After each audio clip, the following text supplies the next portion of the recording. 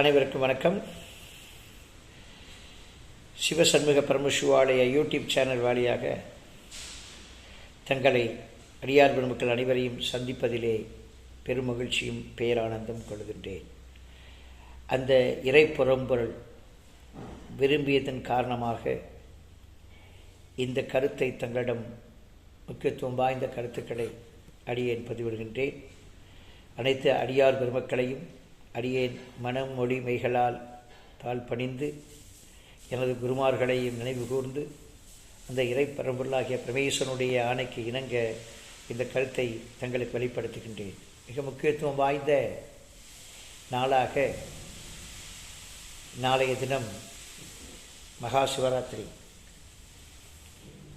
மகா சிவராத்திரி எத்தனையோ சிவராத்திரிகள் வந்த போதிலும் இந்த 26/2/2025 நிகழ இருக்கக்கூடிய இந்த மகா சிவராத்திரி என்பது மிகவும் முக்கியத்துவம் வாய்ந்தது, முக்கியத்துவம் வாய்ந்ததுன்னு சொல்லணும்.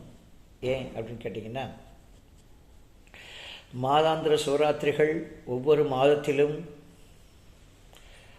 அமாவாசைக்கு முந்தைய நாளாகிய சதுர்த்தசி திதி நாளிலே வருவது வழக்கம். அனைத்து அடியார்களும் அந்த திருநாளிலே உபவாசம் இருந்து விரதமிருந்து சுவாமியை பூஜித்து ஆனந்தம் மகிழ்ச்சியும் அடைவதை நாம் அறிந்திருக்கின்றோம். ஆனால் வருடத்திற்கு ஒரு முறை மட்டுமே நிகழக்கூடிய மகா சிவராத்திரி என்பது இந்த மாசி மாதத்தில் வரக்கூடிய சூரியனும் சந்திரனும் கும்ப ராசியிலே ஒரே நேர்கோட்டில் இணையக்கூடிய நாள் அப்படின்னு சொல்லணும். கும்பராசியில் சூரியன் பிரவேசிக்கிறார், கூடவே சந்திரனும் அங்கே இணைகிறார். அந்த மகா சிவராத்திரி முடிஞ்ச மறுநாள் அமாவாசை திருநாளாகவும் இருக்கிறது. எனவே இருவரும் தாயும் தந்தையும் என்று சொல்லக்கூடிய சூரிய சந்திராக்கள் ஒரே ராசியிலே இணைவது மிக உத்தமம், மிக ஏற்றம். இது 12 வருடத்துக்கு ஒரு முறை நிகழக்கூடிய மகா சிவராத்திரி இந்த ஆண்டு நிகழ்கிறது. கும்பமேளா அப்படின்னு சொல்லக்கூடிய விசேஷமான நாள்னு சொல்லணும். உத்தரகாண்ட் மாநிலத்திலே கும்பமேளா நிகழ்ச்சி நடக்கக்கூடிய அந்த பகுதிகளிலே 62 கோடிக்கு மேற்பட்ட அடியார் பெருமக்கள் புனித நீராடி இருக்கின்ற காட்சியெல்லாம் நாம் இந்த நேரத்திலே கேள்விப்படும் பொழுது பெரும் மகிழ்ச்சியும் ஆனந்தமும் அடைகின்றோம்.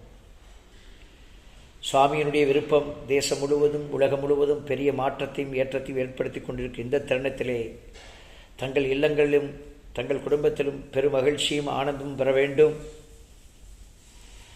அதனாலே இந்த கருத்தை தங்களுக்கு அடியேன் பகிரச் சொல்லிக் கொண்டிருக்கிறார். இந்த 4 கால பூஜை முக்கியத்துவம் வாய்ந்தது. ஒரு நாள் புதன்கிழமை காலையிலேயே உபவாசத்தை ஆரம்பிப்பது ரொம்ப உத்தமம், மிகப்பெரிய ஏற்றத்தை தரும். அன்று இரவு முழுவதும் கண் விழித்திருந்து 4 கால பூஜைகளிலே பங்கெடுத்து அவரவர் இல்லங்களிலே செய்வது மிகப்பெரிய உத்தமம். அப்படி வாய்ப்பில்லாத அருகிலே இருக்கக்கூடிய சிவாலயங்களுக்கு சென்று சுவாமிக்கு தேவையான நைவேத்திய பொருட்கள், அபிஷேக பொருட்கள், பூஜா பொருட்களை வழங்கி மலர்களையும் பிரசாதங்களுக்கு தேவையான பொருளுதவிகளையும் செய்து தாங்கள் அந்த திருநாளிலே தங்களுடைய கர்மவர்களை முழுமையும் துடைப்பதற்கு அரியதொரு வாய்ப்பு என்று சொல்லப்படுகிறது. தாங்கள் அதை முழுமையாக கருத்தூண்டி நடைமுறைப்படுத்துங்கள். அப்படிப்பட்ட 4 கால பூஜைகளும் 4 விதமாக. முதல் காலம் என்பது 6 மணியிலிருந்து இரவு 6:30க்கு ஆரம்பித்து 9 மணிக்குள் அது நிகழ்ந்தேறும். அதற்குள்ளாக தாங்கள் ஆலயத்துக்கு சென்றால் படைப்பும் கடவுள், படைக்கக்கூடிய கடவுள் சொல்லக்கூடிய பிரம்மா, அன்னை சரஸ்வதி இருவரும் பூஜிக்கக்கூடிய காலம் சொல்லப்படுது. இந்த காலத்திலே சுவாமிக்கு சந்தனாதி தைலம் கொண்டு காப்பு சாத்த வேண்டும். காப்பு சாத்தி அதன்பின் பால், தயிர், நெய் போன்ற திரவியங்களால் சுவாமிக்கு அபிஷேகம் செய்து மலர்களால் அலங்கரிக்க வேண்டும். இந்த நேரத்திலே பல மலர்களை நாம் படைத்து கொள்ளலாம். அப்படிப்பட்ட காலத்திலே நைவேத்திய பொருளாக வெண்பொங்கலை படைத்து விநியோகம் செய்வது உத்தமம். மந்திர ஜபம் செய்து அந்த மந்திர பூஜைகளிலே அந்த நைவேத்திய பொருள்கள் புனிதப்படுகின்றன. சுவாமிக்கு நைவேத்தியமாக காட்டிய அந்த பொருளை மட்டுமே உபவாச நாள்களே எடுத்துக்கொள்வதில் தோஷமில்லை. வெளியில் எடுப்பது, வீட்டில் சமைத்து சாப்பிடுவது மட்டும்தான் நமக்கு தோஷத்தை ஏற்படுத்துகிறது. சுவாமி அபிஷேக பொருளாக வைத்ததனாலே அது புனிதமடைந்து விடுகின்றன. எனவே அது பிரசாதமாக நாம் எடுத்துக்கொள்கிறோம். எனவே ஆலயங்களில் கொடுப்பது, சாமிக்கு நைவேத்தியம் பண்ணி எடுத்துக்கொள்வது மிக உத்தமம்.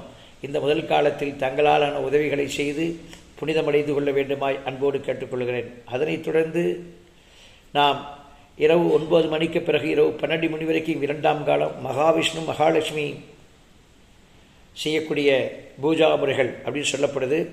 2ஆம் காலத்தை பொறுத்த வரைக்கும் சாமிக்கு அபிஷேகம் செய்வது இளநீர், பஞ்சாமிர்தம் அபிஷேகங்கள் செய்வது, பால், தயிர் போன்ற விஷயங்களை அபிஷேகிக்கலாம்.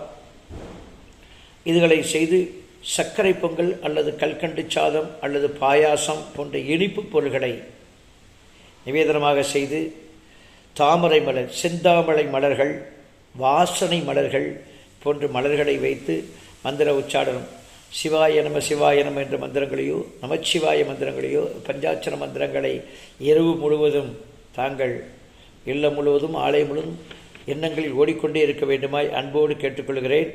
அது மேலும் ஒரு மாற்றத்தையும் ஏற்றத்தையும் 2ஆம் காலம் நமக்கு பயன்படுகிறது.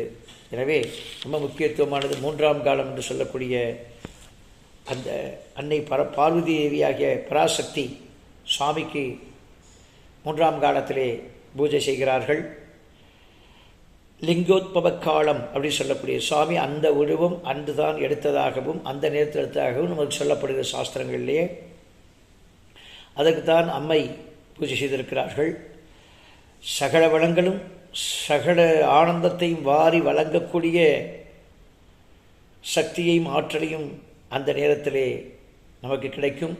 இதைத்தான் விஞ்ஞானிகள் வான்மண்டலத்திலே சூரிய சந்திராக்களுடைய அந்த இயக்கம் என்பது பெருவட்ட பாதையில் சிறுவட்ட பாதைக்கு போய் ஈத்தர் என்று சொல்லக்கூடிய ஒரு கதிர்வீச்சு பூமியெங்கும் பரவக்கூடிய நேரம் அப்படின்னு சொல்கிறாங்க.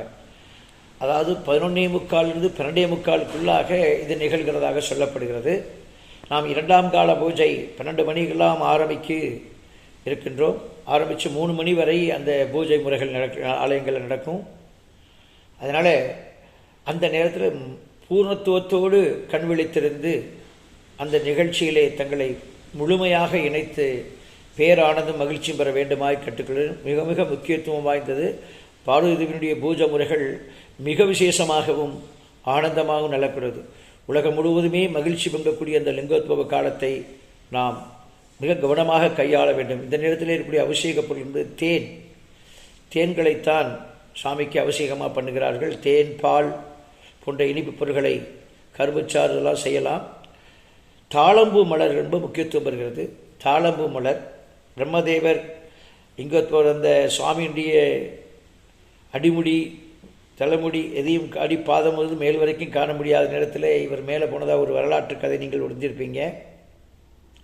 தாளம்பூவைத்தான் சாட்சி சொல்வதற்கு அழைத்து வந்ததாக நமக்கு புராணங்களில் சொல்லப்பட்டிருக்க வரலாற்றில். அந்த தாளம்பூவை அம்மைக்கு சமர்ப்பிப்பது விசேஷத்தை தருகிறது. கிடைக்கவில்லை என்னால் பரவாயில்லை.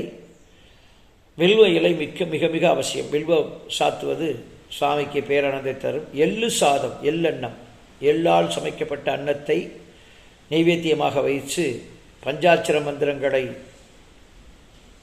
உச்சரிப்பது மிகவும் ஏற்றத்தையும் ஆனந்தத்தை தரும். கேட்ட வரத்தை கொடுக்கக்கூடியவள் அன்னை பார்வதி தேவியிடம் அதை கேட்டு பெற்றுக்கொள்ள வேண்டுமாய் அன்போடு கேட்டுக்கொள்கிறேன்.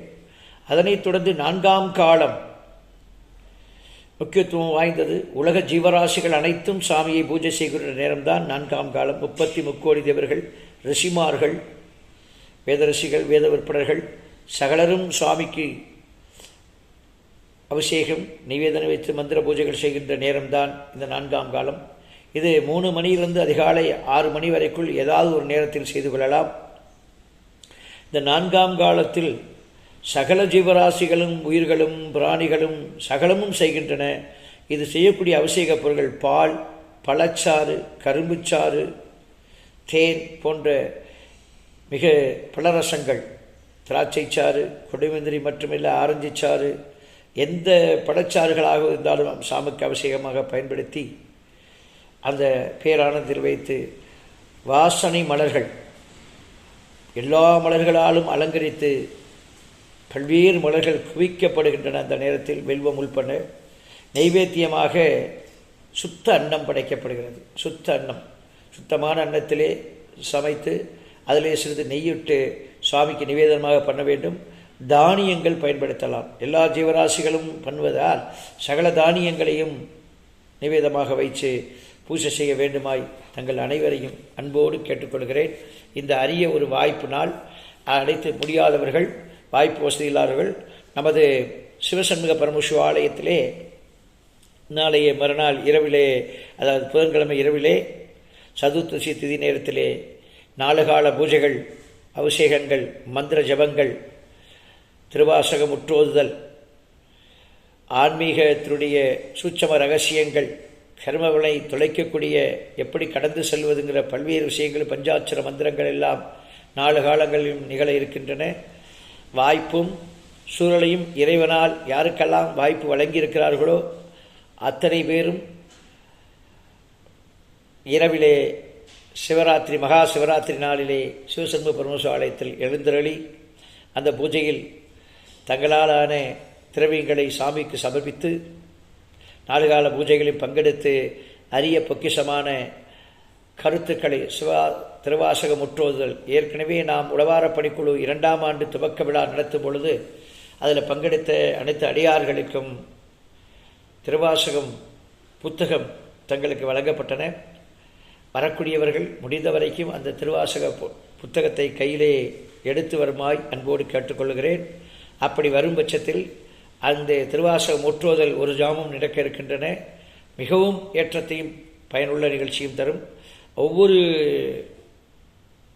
அபிஷேக பூஜைகள் ஒவ்வொரு காலம் முடிந்த மாத்திரத்திலே ஆன்மீகம் சார்ந்த விஷயங்களும், ஆரோக்கியம் சார்ந்த விஷயங்களும், ஆன்ம விடுதலைக்கானது சுவாமியினுடைய நாயன்மார்கள் சார்ந்த கருத்துக்களும் வெளிப்பட இருக்கின்றன. இந்த அரிய வாய்ப்புகளை பயன்படுத்தி கொள்ள வேண்டும். அந்த இறைப்பெரும்புகள் விரும்பியதன் காரணமாக அடியேன் தங்களோடு இந்த சிறிது டயத்தை எடுத்து இந்த கருத்தை பகிர்ந்ததற்கு அந்த இறைப்பொருளுக்கு நன்றியை தெரிவித்துக் கொள்கிறேன். தங்களுக்கும் அடியேன் இதனாலும் இதை பொறுமையாக செவிமடுத்து கேட்டு நடைமுறைப்படுத்த காத்திருக்கக்கூடிய அனைத்து அடியார்களுக்கும் அடியேன் மனமிறைந்த வாழ்த்துக்களும் நன்றிகளும் தெரிவித்துக் கொள்கிறேன். நன்றி, வணக்கம்.